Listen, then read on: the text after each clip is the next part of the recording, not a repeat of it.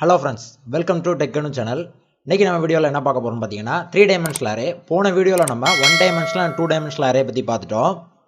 அந்த வீடியோ பார்க்காதவங்க போய் அந்த வீடியோவை பார்த்துட்டு வந்துருங்க. அப்பதான் இந்த வீடியோவை அண்டர்ஸ்டாண்ட் பண்ணிக்க முடியும். அந்த வீடியோவோட லிங்கை நான் மேலே ஐ பட்டன்ல தரேன், கீழே டிஸ்கிரிப்ஷன்லயும் தரேன்.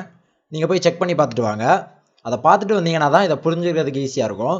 இப்போ நம்ம 2 dimensional arrayல என்ன பார்த்தோம்னு பாத்தீங்கன்னா மல்டிபிள் ரோஸ் அண்ட் காலம் ஸ்டோர் பண்ணிக்கலாம் அப்படின்னு நம்ம 2 dimensional arrayல பார்த்தோம். அதாவது ஃப்ரண்ட்ல இருக்கு பாருங்க, இந்த ஒரு டேபிள தான் 2 dimensional array அப்படின்னு நம்ம சொல்றோம். ஓகேவா? இப்போ இந்த 3 dimensional arrayல என்ன பண்றோம்னா மல்டிபிள் டேபிள்ஸை நம்ம ஸ்டோர் பண்ணிக்க முடியும். ஓகேவா?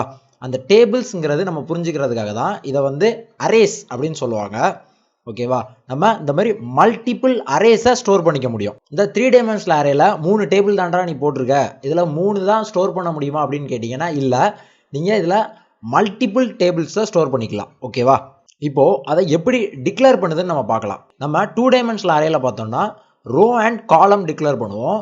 இங்க நம்ம செட் அப்படின்னு டிக்ளேர் பண்றோம். ஓகேவா? செட்டுங்கிறது ஒரு ஃபுல் ஆஃப் டேபிளை குறிக்குது, ஒரு ஃபுல் டேபிள். ஓகேவா? அதுதான் செட். இப்போ இதை டிக்ளரேஷனுக்கு நம்ம 3 ஸ்கொயர் பிராக்கெட்ஸ் யூஸ் பண்ணணும். ஓகே, இன்ட்டு ஏ ஃபர்ஸ்ட் ஸ்கொயர் பிராக்கெட் எவ்வளோ டேபிள்ஸ் ஸ்டோர் பண்ண போறோம், செகண்ட் ஸ்கொயர் பிராக்கெட் ஒவ்வொரு டேபிள்லையும் எத்தனை ரோஸ் இருக்கணும், தேர்ட் ஸ்கொயர் பிராக்கெட் ஒவ்வொரு டேபிள்லையும் எவ்வளோ காலம்ஸ் இருக்கணும் அப்படிங்கிறத சொல்லுது. இதை வச்சு தான் இந்த 3 dimensional arrayயை நம்ம ஃபார்ம் பண்ணுறோம். இப்போ உங்களுக்கு 3 dimensional arrayனா என்ன, அதை எப்படி டிக்ளேர் பண்ணணும் அப்படிங்கிற ஒரு குட்டி ஐடியா கிடச்சிருக்கும். இப்போ நம்ம ஒரு எக்ஸாம்பிள் ப்ரோக்ராம் பார்க்கலாம். ப்ரோக்ராம் பார்க்கும்போது உங்களால் இன்னும் அதை தெளிவாக அண்டர்ஸ்டாண்ட் பண்ணிக்க முடியும். இப்போ நம்ம 3 dimensional arrayக்கான ப்ரோக்ராம் பார்க்கலாம். இந்த 3 dimensional arrayயை பிரிண்ட் பண்ணுறதுக்கு நமக்கு 3 வேரியபிள்ஸ் தேவைப்படும். ஸோ நம்ம 3 வேரியபிள் டிக்ளேர் பண்ணிக்கலாம். ஐ, ஜே, கே, இந்த மாதிரி நமக்கு 3 வேரியபிள்ஸ் தேவை. இப்போ நம்ம அரே வேரியபிள் டிக்ளேர் பண்ணலாம்.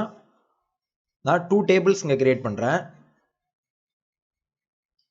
ஒவ்வொரு டேபிளும் 3x3. ஓகே, இப்போ இதுக்கு வேல்யூஸ் கொடுக்கலாம். Okay,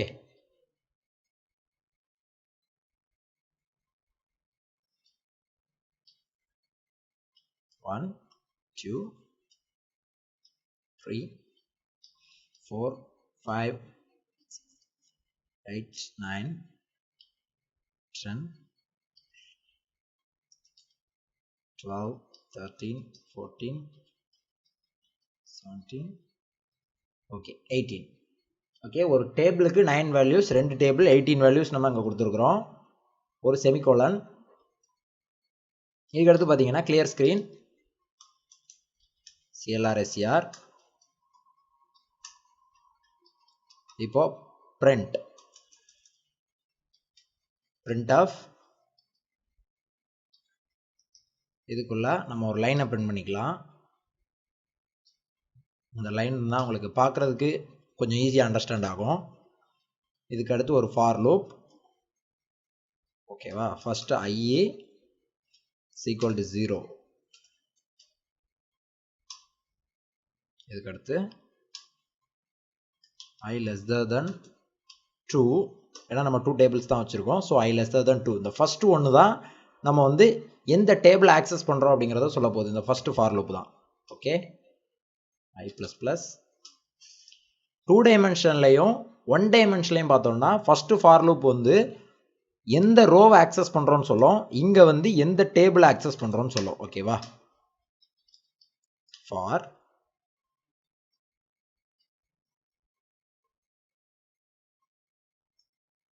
j equal to 0,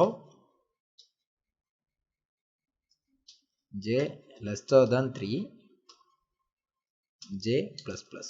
okay, மறுபடியும் ஒரு ஓப்பன் பிரேஸ், ஒரு க்ளோஸ் பிரேஸ், அதுக்குள்ள இன்னொரு ஃபார். இந்த ஃபார் தான் கடைசியாக காலம்ஸை பிரிண்ட் பண்ண போகுது. k lesser than 3, k ++. Okay, இப்போ print f ஒரு %d ஒரு ஸ்பேஸ் விட்டு 2 ஸ்பேஸ் விட்டுக்கங்க, கமா, அப்போ தான் அந்த நம்பர்ஸ் கொஞ்சம் ஸ்பேஸ் விட்டு பிரிண்ட் ஆகும். ஓகே, ஆஃப்டர் தட் இந்த இடத்துல நம்ம எதை பிரிண்ட் பண்ணணும் அப்படிங்கிறத சொல்லணும். ஓகே, என்ன ஆர்டரில் கொடுக்கணும்னா first one is table, second one is row, third one is column. Okay, இப்போது ஒரு ரோ பிரிண்ட் பண்ணதுக்கப்புறம் ஒரு லைன் ஸ்பேஸ் விடணும் நமக்கு. பிரிண்ட் ஆஃப், அதுக்கு இந்த இடத்துல நம்ம எழுதணும். ஓகே, பிகாஸ் இந்த ஃபார் லூப் முடிஞ்ச உடனே ஒரு ரோ கம்ப்ளீட். ஓகேவா, இந்த இதுக்கு வெளியில் வந்து தான் இங்கே மேலே போகும். அந்த டைமில் இந்த இதில் இருக்கிறத பிரிண்ட் பண்ணும். அப்போது நம்ம ஒரு லைன் ஸ்பேஸ் விட்டோம்னா ஒரு லைன் ஸ்பேஸ் விட்டுட்டு மறுபடியும் மேலே போய் மறுபடியும் அடுத்த ரோவை பிரிண்ட் பண்ண ஸ்டார்ட் பண்ணும். ஓகே, இப்போ இதில் ஒரு லைன் ஸ்பேஸ், செமிகோலன்,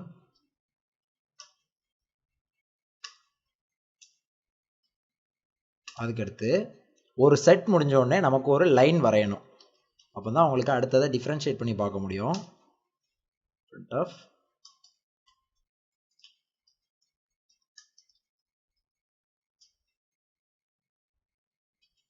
ஒரு ஸ்லாஷ் n,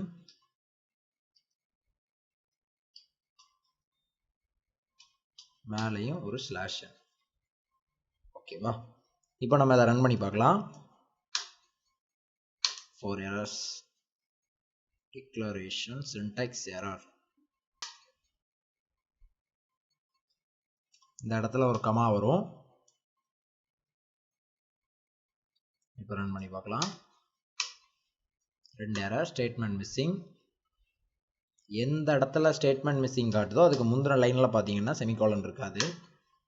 இப்போ ரன் ஆயிடுச்சு. ஓகே, இப்போ பாருங்கள் நம்மளோட ரெண்டு இதையும் தனித்தனியாக பிரித்து காமிச்சிருக்கு. First one first array, second one is second array. ஓகேவா, ரெண்டையும் நமக்கு தனித்தனியாக பிரிண்ட் பண்ணியிருக்கு. நம்ம அதில் ரெண்டாக பிரித்து ஸ்டோர் பண்ணியிருக்கோம். அதாவது ஃப்ரண்ட்டில் ஒரு டேபிள், அதுக்கடுத்து அதுக்கு பேக்கில் இன்னொரு டேபிள். இந்த மாதிரி நம்ம ரெண்டையும் பிரித்து ஸ்டோர் பண்ணியிருக்கிறதுனால நமக்கு இது தனித்தனியாக காட்டுது.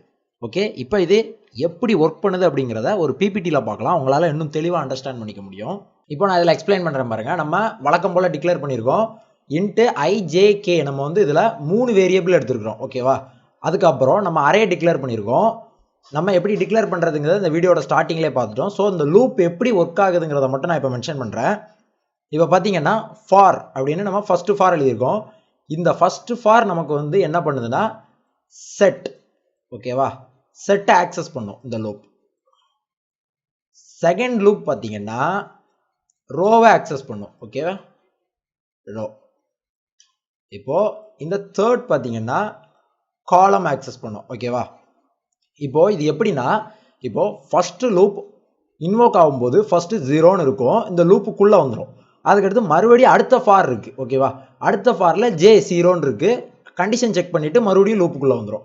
இப்போது இந்த ஃபார் பார்த்தீங்கன்னா K = 0ன்னு இருக்குது. அதையும் இனிஷியலைஸ் பண்ணிவிட்டு மறுபடியும் கண்டிஷன் செக் பண்ணிவிட்டு இந்த லூப்புக்கு உள்ளே வந்துடும். வந்து எல்லாமே இப்போ 0ன்னு இருக்கும். 3 0ன்னு இருக்கும். 3 0ல் இருக்கிற இடத்துல நமக்கு என்ன இருக்குது, 1 அப்படின்னு இருக்குது. ஓகேவா, அப்போ இந்த 1 பிரிண்ட் பண்ணும் அவுட்புட் ஸ்க்ரீனில்.